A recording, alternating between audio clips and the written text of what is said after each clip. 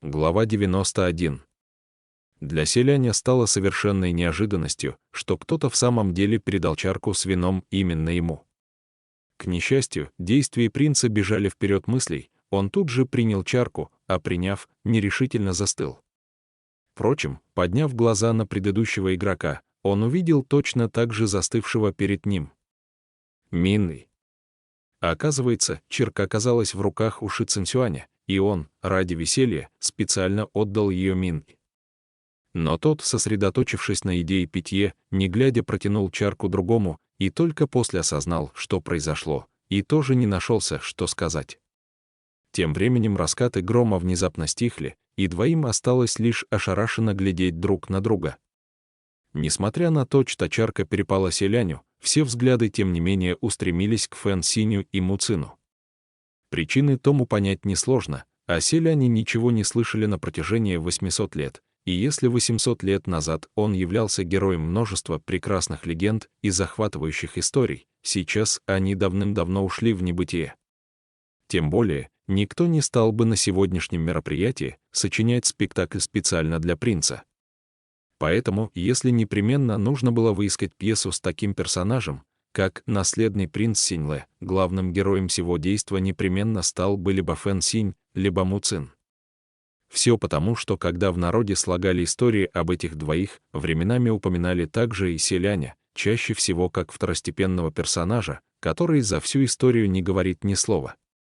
Попадались даже умельцы, которые ради остроты сюжета присваивали селяню роль предателя, к примеру, якобы он глумился над нищим одиноким Му Цином или же, размахивая саблей, уводил у Фэн Синя возлюбленную.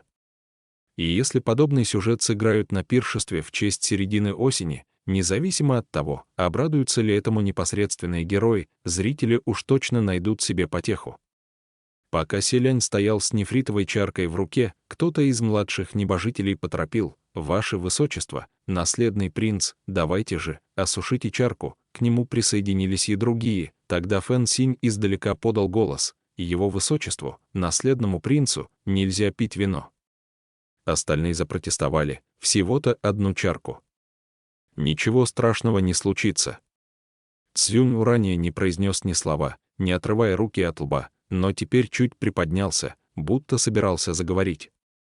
Ши Цинсюань спросил принца: «Ну как, вы согласны сыграть? Если нет, то забудьте, я помогу вам заплатить 100 тысяч добродетелей, чтобы опустить занавес». Селянь побоялся, что тот на самом деле поддастся порыву и выбросит на ветер 100 тысяч добродетелей, ведь каким бы щедрым ни являлся повелитель ветров, это вовсе не тот способ, которым стоит показывать свою щедрость. Кроме того, каких только сюжетов о себе не видел принц, поэтому не слишком переживал на свой счет. Поэтому торопливо остановил: «Не нужно, не нужно. Думаю, одну чарку я все-таки смогу осилить». С такими словами он выпил вино до последней капли. Превосходное вино пролилось в глотку, охлаждая, а затем обжигая. Селянь почувствовал легкое головокружение, однако алкоголь вскоре подавил его. Занавес павильона медленно поднялся, и зрители обратили к нему взгляды, приготовившись с интересом созерцать представление. Однако первая же сцена повергла всех в недоумение. Перед ними стояли двое.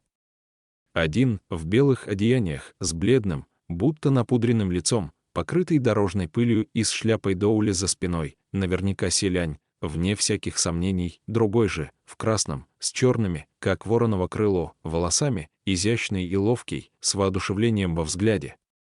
Руку последнего обвивала длинная змея, но стоило селяню броситься на помощь, как персонаж в красном одеянии быстрым движением отбросил опасное животное прочь, схватил селяня за руку и больше не отпустил.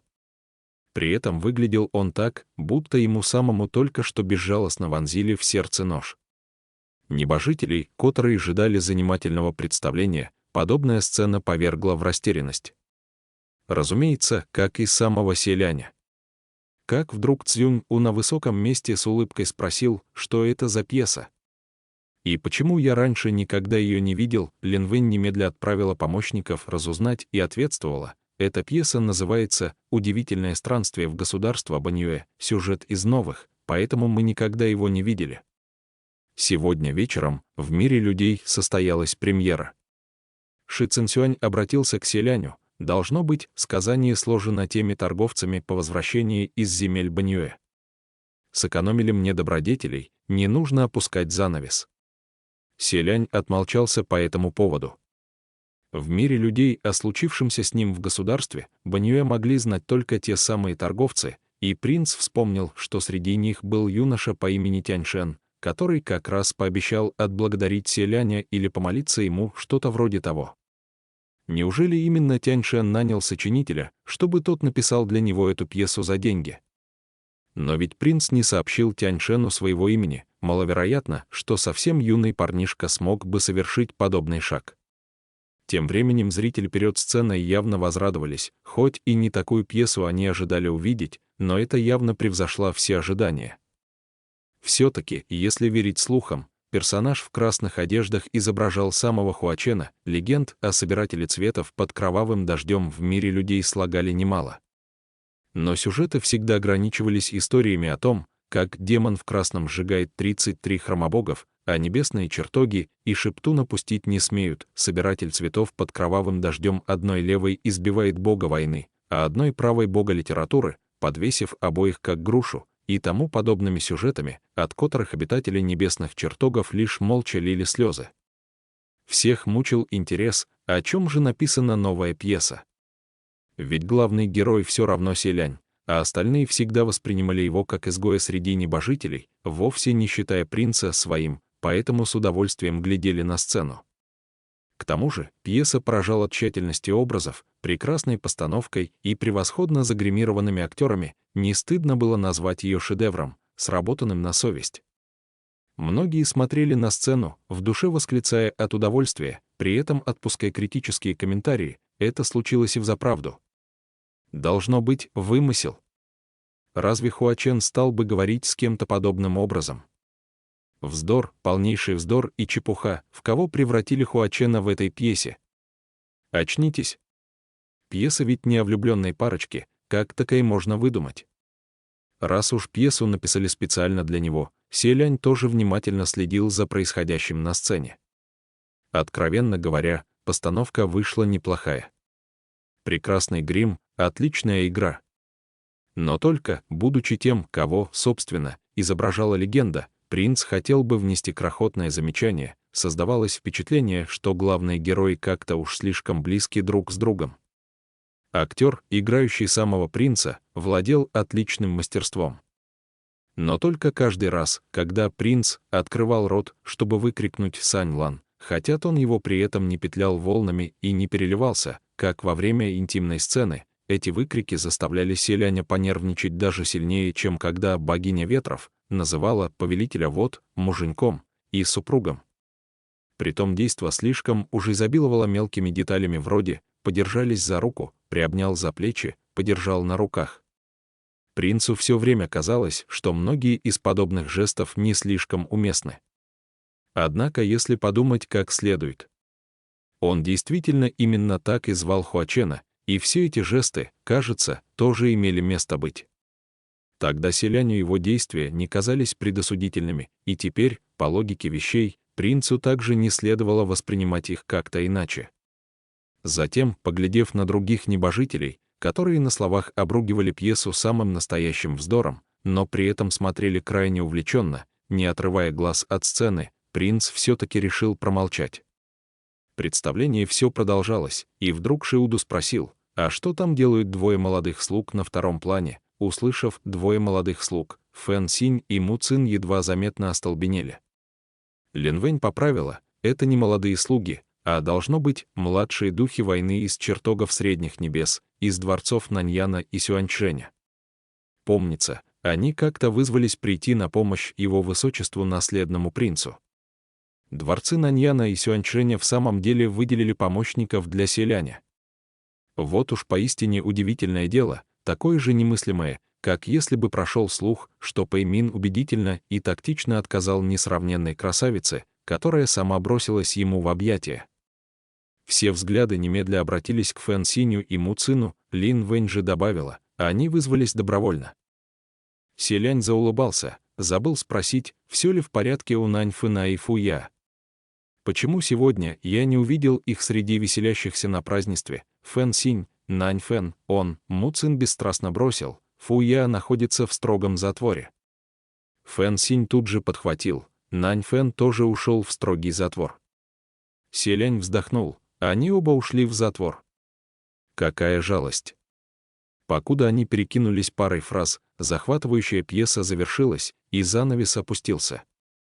Конечно, сюжет посчитали лишь мысленным распутством какого-то невежественного верующего, но по причине того, что персонаж Хуачена в этом мысленном распутстве доставил зрителям истинное удовольствие, все же по завершении постановка удостоилась громких оваций и криков «Браво!». Однако, поскольку Пэйсу оказался сослан именно после инцидента в крепости Баньюэ, когда все достаточно насладились зрелищем, немного внимания неизбежно досталось и Пэймину. Шиуду спросил, генерал Пэй, а что сейчас с вашим Сяопэем? Пэймин налил себе вина, выпил и покачал головой, что еще с ним может статься. Раз он не уделил должного внимания там, где это следовало сделать, я теперь ничем не могу ему помочь. Ши Цинсюань со своей стороны не смог спокойно слушать, усмехнувшись, и что же, по мнению генерала Пэя, является тем, чему следует уделять должное внимание. Значит, карьера вашего Сяопэя — это истинные перспективы, а какой-то девчушкой можно и пожертвовать, тон его прозвучал неприятно, и Шиуду тут же бросил на младшего брата взгляд. Цинсюань, не забывай о манерах, стоило ему сделать замечание, и Ши Цинсюань тут же смущенно опустил голову. Пэймин же рассмеялся, водяной Шисюн, а твой младший братец не промах, только тебе и под силу его осаждать. Пускай он ссорится со мной, я не обижусь. Но что если однажды он напорится на того, кого злить не следует? Не каждый поведет себя, как я, исходя из уважения к тебе. Шиуду развернул веер и продолжил отчитывать брата. Ты слышал, что сказал генерал Пэй? И еще сколько раз я тебе говорил, чтобы ты не разгуливал в таком обличии, где вздумается, куда это годится. Мне наплевать, какие у тебя предпочтения, но, выходя за порог, ты должен принимать свой истинный облик. Ши Цинсюань до невозможности обожал свое женское обличие и не желал покориться, но все же не осмелился возражать словам брата. Селянь подумал, повелитель ветров говорил, что не боится своего старшего брата, как видно, это не совсем правда. К его неожиданности Шиуду в конце добавил, что если тебе вдруг повстречается такой, как генерал Пэй, с недюжинными магическими силами и недобрыми намерениями, Лин Вэнь разразилась язвительным хохотом, тогда как Пэймин снова поперхнулся, едва не оросив стол вином. Шисюн, если снова скажешь что-то подобное, нам уж точно будет больше ни о чем разговаривать. В самый разгар застолья наконец настал момент последнего ожидаемого события на пиршестве — состязания фонарей. В столице бессмертных погасили все свечи и фонарики, все погрузилось в полумрак, озаряемый лишь сиянием луны. Пиршество расположилось возле большого озера, на поверхности которого разогнали туманную дымку, и сквозь прозрачные потоки воды стал виден темный, будто бездонная пропасть, мир людей. Во время состязания фонарей небожители состязались в количестве молитвенных фонарей негасимого света, которые поднесли верующие на праздник середины осени в самом большом, самом знаменитом храме того или иного божества. Один такой фонарь трудно приобрести и за 1000 золотых, ведь он горел неугасимо довольно продолжительное время. Места, занятые на состязании фонарей, объявлялись в порядке возрастания, и когда доходила очередь до какого-то небожителя, все фонари, поднесенные ему последователями, поднимались в чертоги верхних небес, озаряя ночное небо несравнимой красотой. В этом году дворец Шинью удостоился целых 961 фонаря негасимого света, почти приблизился к 1000, побив все предыдущие рекорды. Каждого небожителя посетила мысль, что в следующем году это число наверняка превысит 1000, впрочем, это далеко не самый важный момент. Ведь если тот, кто занял первое место, остается первым всегда, первенство теряет свой смысл. Поэтому остальные во время состязания фонарей, как само собой разумеющееся, исключали дворец Шинью из списка соперников. Но что повергло всех в недоумение, так это самое начало состязания, когда первой в списке оказалась повелитель дождя. Селянь увидел, как в небеса, медленно покачиваясь, поднимается маленький яркий фонарик, затем услышал «Дворец повелителя дождя», один фонарь. И даже начал сомневаться, не померещилось ли ему в хмельном бреду. Ведь как бы то ни было, не могли же верующие поднести божеству только один фонарик.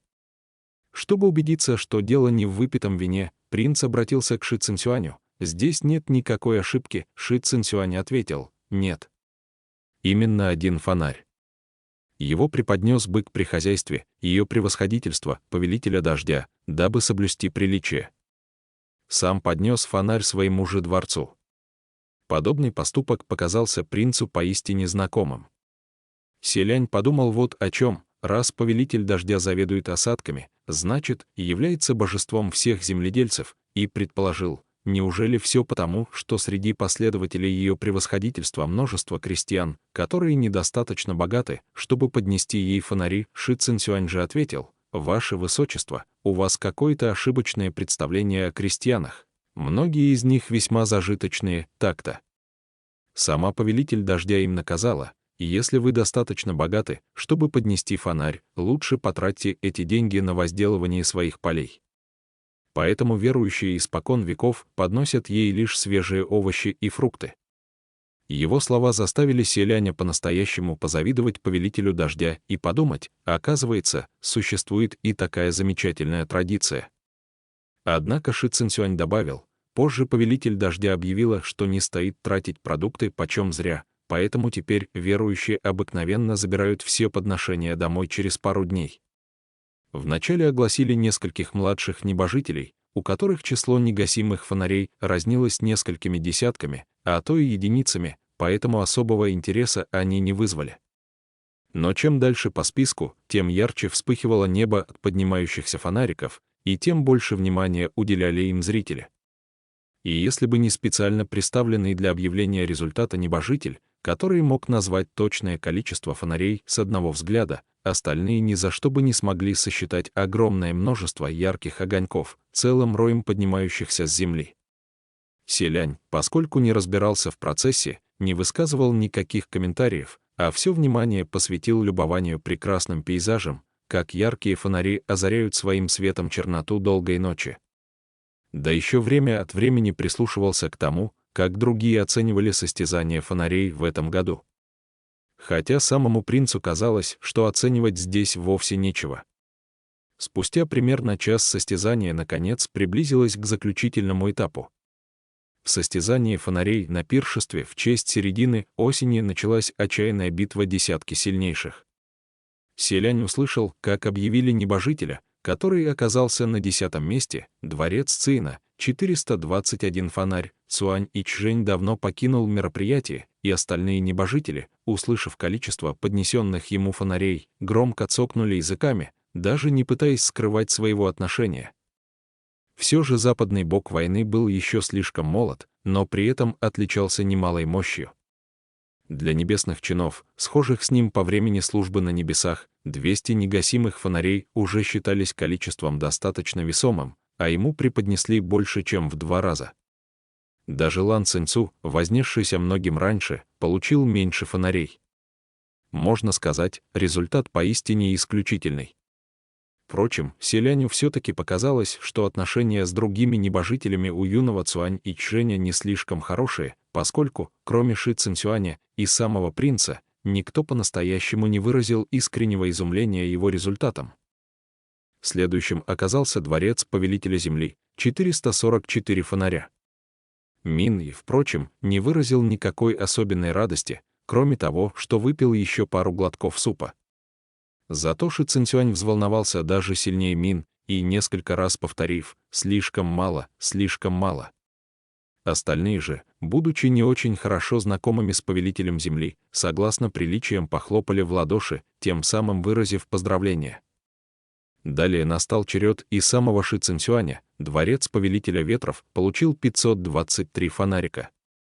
Во время состязания фонарей поистине не составляет труда разглядеть, насколько популярен тот или иной небожитель. После объявления количества фонарей негасимого света, который получил дворец повелителя ветров, Ши Цинцюань, и слова сказать не успел, как пиршество разразилось бурными овациями, вокруг то и дело слышалось: «Поздравляем, поздравляем, за реальными достижениями неотступно следует слава». Ши Цинцюань выглядел чрезвычайно довольным, он поднялся с места и отвесил всем благодарные поклоны, затем громко крикнул, обращаясь к Шиуду: «Брат, в этом году я 8-й». Выглядело так, будто он хвастает перед родителем после того, как получил похвалу от учителя. Селянь, наблюдая, не удержался от улыбки, однако Шиуду с укором произнес: «Всего лишь 8-й, ничего особенного». Чему тут радоваться? На самом деле, его слова прозвучали невообразимым сумасбродством. Кого в чертогах верхних небес можно было назвать заурядным простаком? 500 фонарей негасимого света, 8-е место среди сильнейших. А он добавил к этому всего лишь. Что же получается, все те, кто занял более низкие места, не удостоились даже оценки «ничего особенного». Притом Шиуду не то чтобы не понимал, что подобные речи могут воспринять как неподобающие, но все равно произнес их, просто из бесстрашия. Улыбка исчезла с лица Ши Цинцюаня, а Шиуду помахал веером и неохотно добавил: «Впрочем, больше, чем в прошлом году. В следующем ты должен занять более высокое место». Услышав его слова, Ши Цинцюань снова расслабил плечи и громко рассмеялся. Из всех присутствующих только один Мин и равнодушно продолжал уплетать еду и не осыпал Ши Цинцюаня овациями. Поэтому повелитель ветров сам похлопал его по плечу в поисках поздравлений. Мин же совершенно не желал уделять ему внимания, принялся жевать еще более сосредоточенно, чем поверг Ши Цинцюаня в ярость. Тот начал требовать заслуженных аплодисментов, и Селянь, наблюдая со стороны, хихикал до колик в животе, тут и говорить нечего. Далее на пьедестале разместился дворец Линвэнь, ей поднесли 536 фонарей. Среди богов литературы Линвэнь можно считать настоящим победителем. Однако почти никто из богов литературы не бросился ее поздравлять, в основном это сделали боги войны, и то в качестве соблюдения приличий. Селянь издали поздравил Линвэнь, Шиуду и Пэймин стали уговаривать ее устроить пиршество и пригласить гостей, а до принца тем временем донеслись разговоры других чиновников о том, что у Линвэнь так много верующих лишь потому, что она принимает мужское обличие, что она точно подмечает сильнейших богов войны и всеми силами подлизывается к ним, а богов литературы заносчиво игнорирует, что она чаще других в чертогах верхних небес приглашает гостей на пирушки, а иногда не только на пирушки, но и в публичные дома, и так далее и тому подобное. Селянь на это лишь покачал головой и подумал: поистине не просто приходится небесным чиновницам. Следом настал черед дворцов Наньяна и Сюаньшэня, их результаты оказались следующими: 572 и 573 фонаря. Нахмуренные брови Му Цина тут же разгладились, Фэн Синь же не выразил ни радости, ни гнева, будто бы вовсе не интересовался итогом. Селянь в душе недоумевал, почему их результат настолько близок. Не слишком ли удачное совпадение? Шепотом спросив Ши Цинцюаня, принц получил ответ, а оказывается, все потому, что, поскольку оба небожителя схожи и происхождением, и обосновались рядом друг с другом, и по силе примерно равны, да к тому же отношения между ними не самые лучшие, последователи каждого из них во что бы то ни стало желают победить и клянутся, что сколько бы фонарей ни получил соперник, они непременно поднесут на один больше. Позабыв о первом месте, они боролись за то, чтобы занять строку выше соперника, и прилагали к этому всевозможные усилия, каждый год определяя победителя и проигравшего. В этом году в самый последний момент дворец Сюаньшэня наконец вырвался вперед на один фонарь, оставив дворец Наньяна позади. Для его последователей это истинный повод для безудержного празднества, схожий с победой в настоящей битве на Полибране. Селянь не удержался от мысли: эти люди в лепешку разбиться готовы, лишь бы вырвать у противника один единственный фонарик.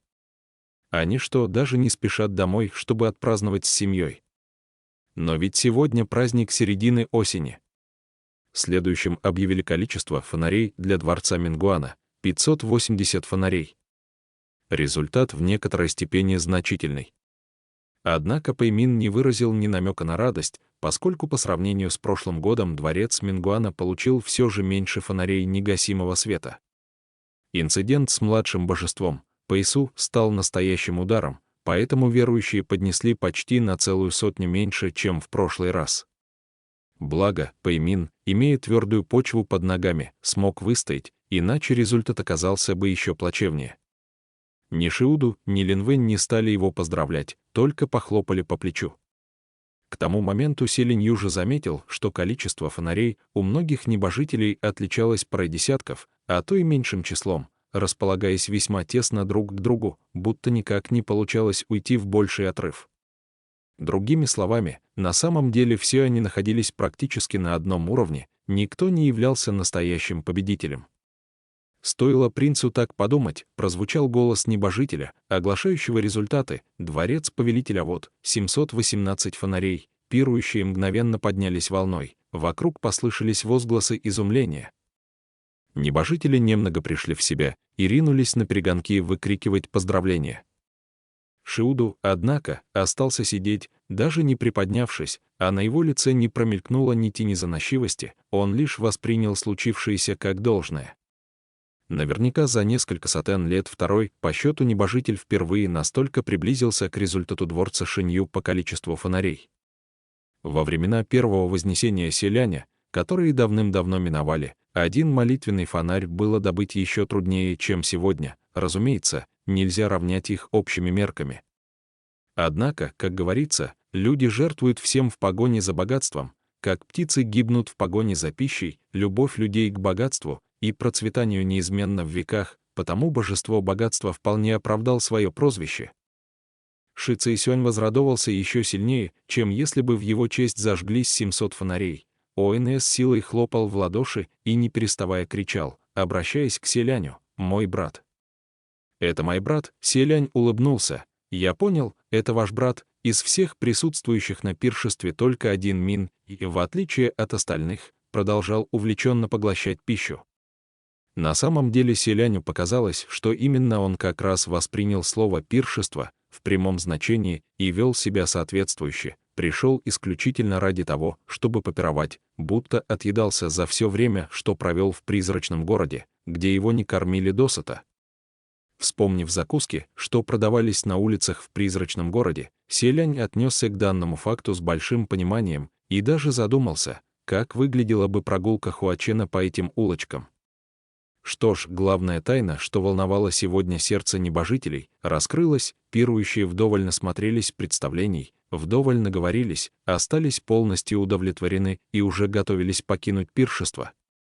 К всеобщей неожиданности Шиуду вдруг сложил веер и, нахмурившись, произнес: «Постойте». Если бы кто-то другой сказал «постойте», возможно, это бы не возымело подобного устрашающего действия.